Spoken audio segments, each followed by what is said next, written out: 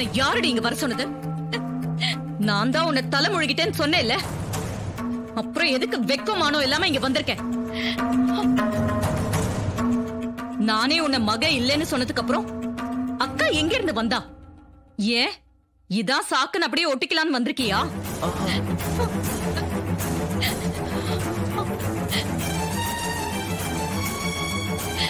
ஐயோ, ஏமா இப்படி எல்லாம் பேசுறீங்க? அக்கா இங்க ஆபத்தான நிலைமையில கிடக்குறா. நானே பதறி போய் அவளை பாக்கலான்னு வந்திருக்கேன். ஏன் மனச புரிஞ்சுக்காம வாய்க்கு வந்தபடி பேசுறீங்களே? அத்தை, எங்களுக்கு மேரேஜ் ஆயிட்டாலும் துர்கா எப்பவும் உங்களதான் நினைச்சுக்கிட்டு இருக்கா. ஏய், யாருக்கு யார் அத்தை? அத்தைன்னு கூப்பிட்டேன்னா கொன்னுடுவேன் உன்னை. ஈஸ்வரி, இது ஹாஸ்பிட்டல். ஏன் இப்படி நடந்துக்கிற? கொஞ்சம் பொறுமையா இரு. நானே என் ரேவதிக்கு இப்படி ஆயிடுச்சுன்னு வேதனையில துடிச்சுக்கிட்டு இருக்கேன். இப்ப ஏன் இவ இங்க வந்தா? கொஞ்சம் அமைதியா இருமா. எப்படிங்க முடியும்? இவங்கள பார்த்த பிறகு நான் எப்படி அமைதியா இருக்க முடியும்? இவ செஞ்ச துரோகத்தை இன்னும் என்னால மறக்கவே முடியல.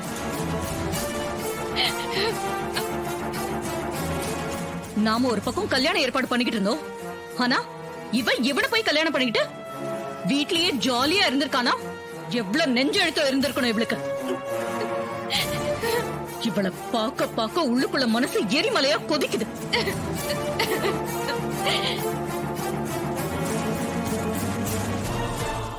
ஏ துர்கா, நீ எதுக்கு இப்ப தேவையில்லாம இங்க வந்த? என் கூட பிறந்தவ இப்படி கிடக்கும் போது நான் இப்படி வராம இருக்க முடியும்? உன் பாசத்தை கொண்டு போய் குப்பையில போடு. பெத்த அம்மாவே மதிக்காம திருட்டு கல்யாணம் பண்ணிக்கிட்டு இப்ப பெரிய இவ மாதிரி பேசுறியா?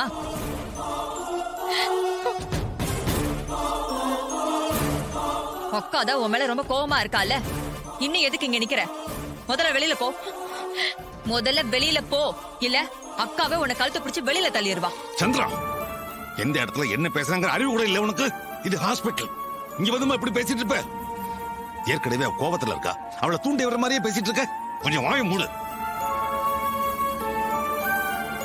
உங்களை பார்க்கவே எனக்கு எரிச்சலா இருக்கு. நான் கொலைகாரியா மாறதுக்குள்ள இங்க இருந்து போயிடுங்க.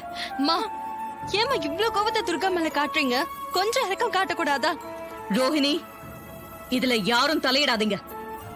இவளுக்கு யாராவது சப்போர்ட் பண்ணி பேசுனீங்க, அவங்களும் இந்த இடத்துல இருக்க வேண்டாம், போய்கிட்டே இருக்கலாம்.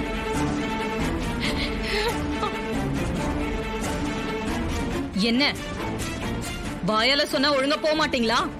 மா ப்ளீஸ், மா ப்ளீஸ், கொஞ்சம் பொறுமையா இருங்கம்மா ப்ளீஸ். இந்த நிலைமையில என்ன விரட்டாதீங்க. நான் கல்யாணம் பண்ணிக்கிட்டது தெரிஞ்சும் அக்காவும் ராஜா மாமாவும் எவ்வளவு சப்போர்ட் பண்ணாங்க அக்கா. அப்படிப்பட்ட அக்காவோட உயிர் இக்கட்டான நிலைமையில இருக்கிறப்ப நான் பார்க்க வரக்கூடாதா? ஹே, நீ பார்க்க வந்ததுல எந்த தப்பும் இல்லடி. ஆனா அம்மாக்கு மேல இருக்கிற கோவம் இன்னும் குறையல. என்ன பண்றது? கொஞ்சம் பொறுமையா இரு. சரிக்கா, டாக்டர் என்ன சொன்னாங்க? அக்காவை பிழைக்க வச்சிடலான்னு சொன்னாங்களா? இல்ல, ரேவதி உடம்புல இருக்க புல்லட்ட ஆபரேஷன் பண்ணி தான் எடுக்கணுமா. துப்பாக்கியால சுட்டதால அவளுக்கு நிறைய பிளட் லாஸ் ஆயிருச்சு. அதனால அவ பிளட் குரூப் கிடைச்சாதான் ஆபரேஷன் பண்ண முடியும்னு டாக்டர் சொல்லிட்டாங்க.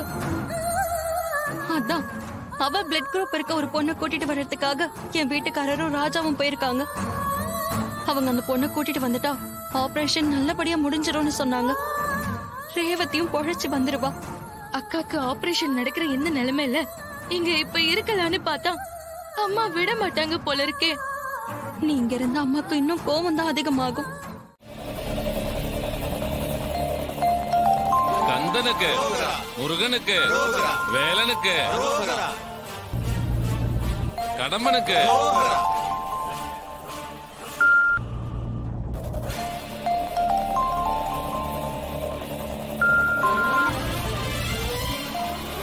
இங்க போன் ஒண்ணு கிடக்குது, யாருன்னு தெரியலையே.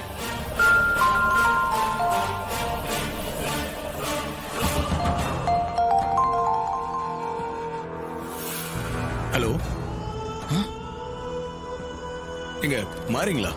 சார், நான் பழனிமலைக்கு போயிட்டு இருக்கிற முருக பக்தர் பேசுறேன் சார். இங்க ரோட்டோரமா இந்த போன் கடந்தது சார், அதான் நான் எடுத்து பேசுறேன். அப்படிங்களா சார்? இப்போ நீங்க எங்க இருக்கீங்க சார்?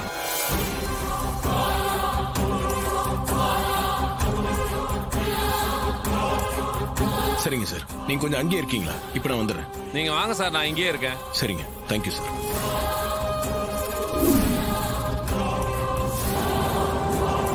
போன்ல பேசுறவர் இங்க வரேன்னு சொல்லியிருக்காரு. நம்ம வெயிட் பண்ணி கொடுத்துட்டு போவோம். சரிங்க சார்.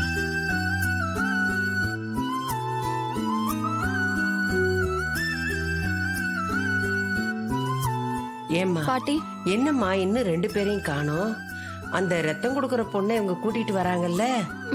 ஆமா பாட்டி, அந்த பொண்ணோட தான் வந்துட்டு இருக்கிறதா சொன்னாங்க. சீக்கிரமா வந்துருவாங்க. முருகா, என் பேத்தி ரேவதி எந்த பாவமும் அறியாதவ. அவளை நீதான் காப்பாத்தி கொடுக்கணும் முருகா.